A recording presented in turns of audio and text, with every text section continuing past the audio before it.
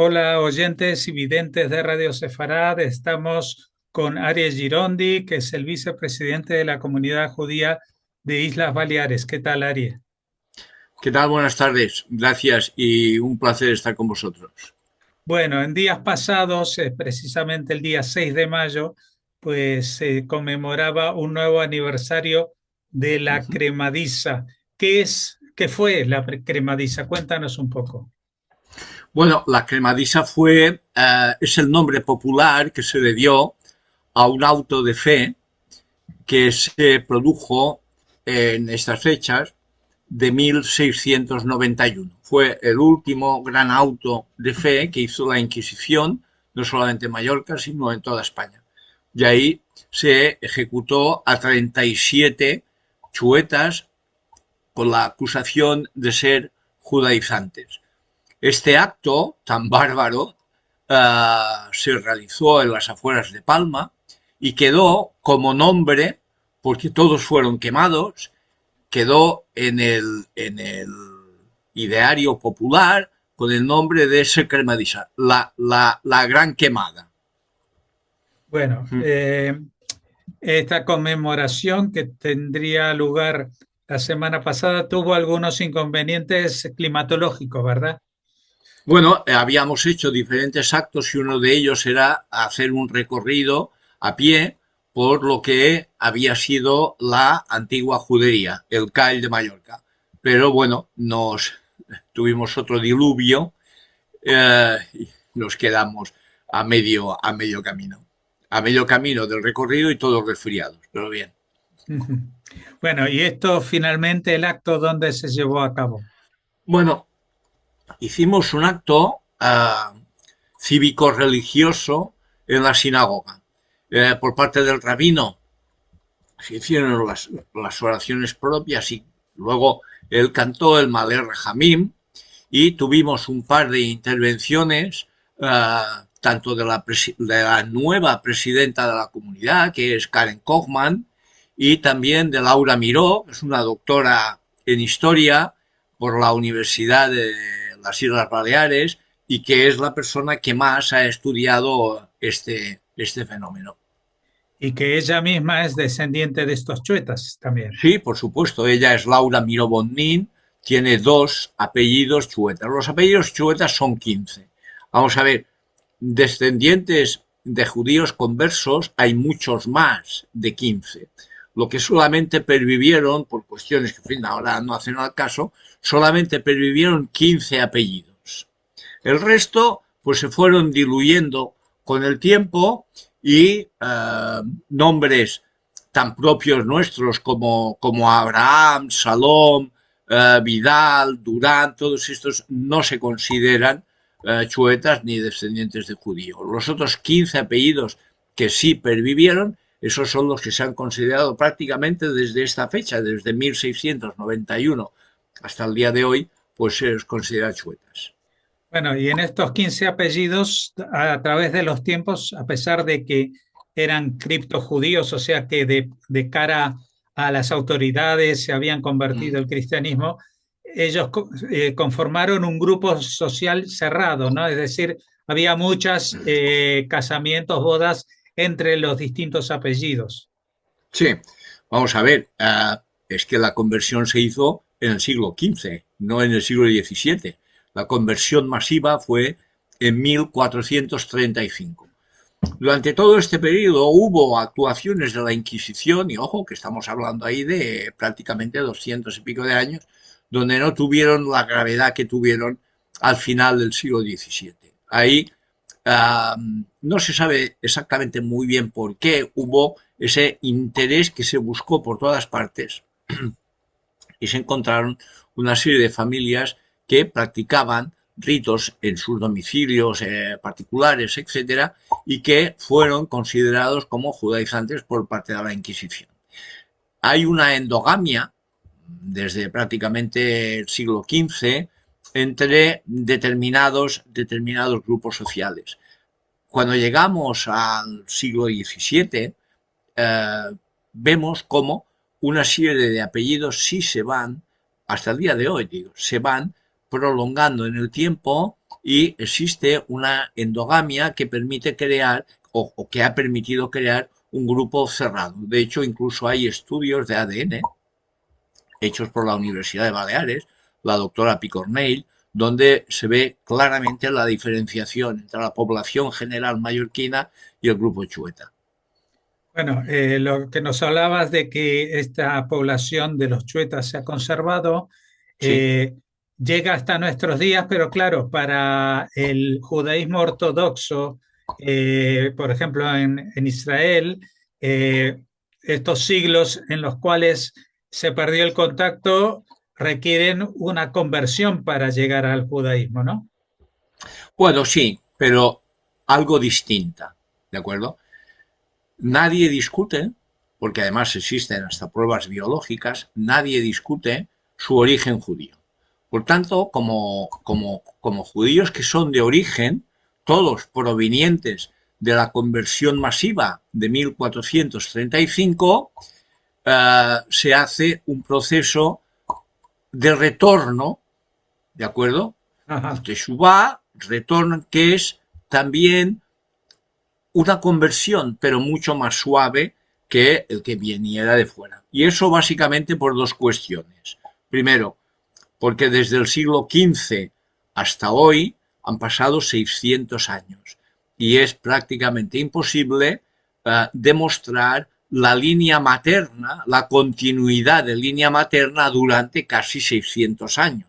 Por tanto, en algún momento se puede haber roto esta cadena, no lo sabemos, y como no lo sabemos, se ha de ser prudente. Esto por un lado. Por otro, la conversión que se hizo en 1435, tampoco sabemos muy exactamente qué familias fueron obligadas a la conversión y cuáles se convirtieron de motu propio, sin necesidad de excesivas violencias. Por tanto, estas dudas que están ahí por parte de la Rabanut hace que no sea un tránsito directo, Ujú. ¿de acuerdo? Se hace un proceso de retorno más suave, más bien, normalmente el reconocimiento de querer volver a la casa de Israel y un compromiso de cumplimiento de Alajá, etcétera, etcétera. Más luego, pues bueno, saber si de alguna manera lo básico en el judaísmo se conoce. Normalmente no hay ningún problema porque son personas que llevan estudiando judaísmo toda la vida, por cuestión personal, etcétera, etcétera, lo vienen estudiando, no tienen ningún problema en hacer una demostración en cualquier tribunal. Pero lo básico sería eso, ¿no? Ese deseo de volverse a incorporar al judaísmo y la voluntad del cumplimiento de Alajá. Ujú. Bueno, me gustaría volver a algo que mencionaste antes, ¿no? Es decir, toda esta conversión masiva fue un Sí. fenómeno en todo el territorio de lo que hoy llamamos España. 1435 todavía eran varios reinos diferentes, pero el proceso del que estamos hablando, de la cremadiza, tiene lugar ya pasados 200 años de eso. 200 y pico de años, sí. Sí. Entonces, tú me decías de que no se sabe, pero ¿cuál es la eh, explicación que generalmente se utiliza? ¿Por qué en esa época y en ese sitio? Porque tampoco fue un fenómeno en toda la península. No, no, fue un fenómeno propiamente de aquí. Hubo una serie de denuncias en el Tribunal de la Inquisición de que determinadas familias estaban practicando ritos, etcétera, etcétera, a pesar de que los que se habían convertido se mantenían dentro de un cristianismo ortodoxo, de un catolicismo ortodoxo, incluso de cara al exterior, para que se viera que realmente la conversión había sido sincera, etcétera, etcétera. Pero eso era de puertas afuera. De puertas adentro había familias que sí practicaban. Hay que tener en cuenta que no disponían de libros o disponían de muy poca cosa. No había rabinos que pudieran guiarles en sus tefilot, etcétera, etcétera. No, no había nada. El sistema estaba muy controlado y por tanto se practicaba un judaísmo un poco heterodoxo, un judaísmo de lo que sabía, de lo que tradicionalmente se había repetido en las familias, etcétera, etcétera. Se mantenía Shabbat, el Shabbat no era un día laborable para ellos, cuando sí lo era en general para el resto de la población, y este tipo de cosas, unido pues a envidias, cuestiones personales, rencillas personales, etcétera, etcétera, llevaron a unas denuncias bastante extendidas y la Inquisición empezó a trabajar. Y se puso a trabajar 15 años antes, o sea, no estamos hablando de que se pusiera y ya está, no, llevaban ya 10, 12 años con estas investigaciones. Hubo unos cuantos autos de fe que de ninguna manera tuvieron la magnitud del de mayo de 1691 y este proceso se fue repitiendo con los años hasta llegar a este específico. Y llegamos al siglo XXI actualmente y vemos ¿Eh? una comunidad judía en las Islas Baleares que es una amalgama de distintas influencias, ¿no? Porque tenemos Sí, este proceso particular sí, que es único y muchas veces desconocido incluso por los judíos fuera sí, de España, ¿no? sí. Eh, Y también dentro tampoco. Y dentro, dentro tampoco. bueno, y tenemos una comunidad judía ortodoxa al estilo de las que hay en el resto de la península, muchos de ellos originarios del norte de África, de Marruecos o de Ceuta y Melilla, etcétera, etcétera. Y también tenemos los que llegaron en los últimos decenios de distintos países y que simplemente el hecho de vivir en las Islas Baleares les resultó un sitio ideal y pueden ser americanos, argentinos Mm, o de cualquier otro exacto. sitio, ¿no?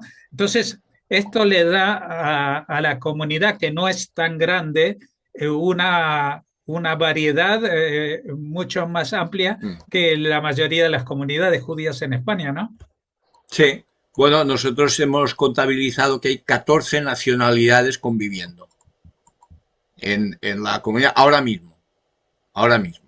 Uh -huh. 14 nacionalidades, que puede ir variando, algún día a lo mejor son 12, otro día son 16, pero más o menos se mantienen 14. ¿Y cuánta gente más o menos estamos hablando? Unas 120, 130. Aparte del colectivo israelí, que se mantiene un poco aparte del resto. Pero Las relaciones, perdón, 120 personas o familias. personas. Personas. O sea que es una comunidad pequeña y este cuarto elemento que tú nos Y señalas, múltiple, sí, sí, sí, múltiple. que Sí, estamos hablando de los que son israelíes que sí. ya tienen la característica de que el hebreo les es lenguaje materno, es decir, que es muy diferente al resto de los judíos, ¿no? Sí.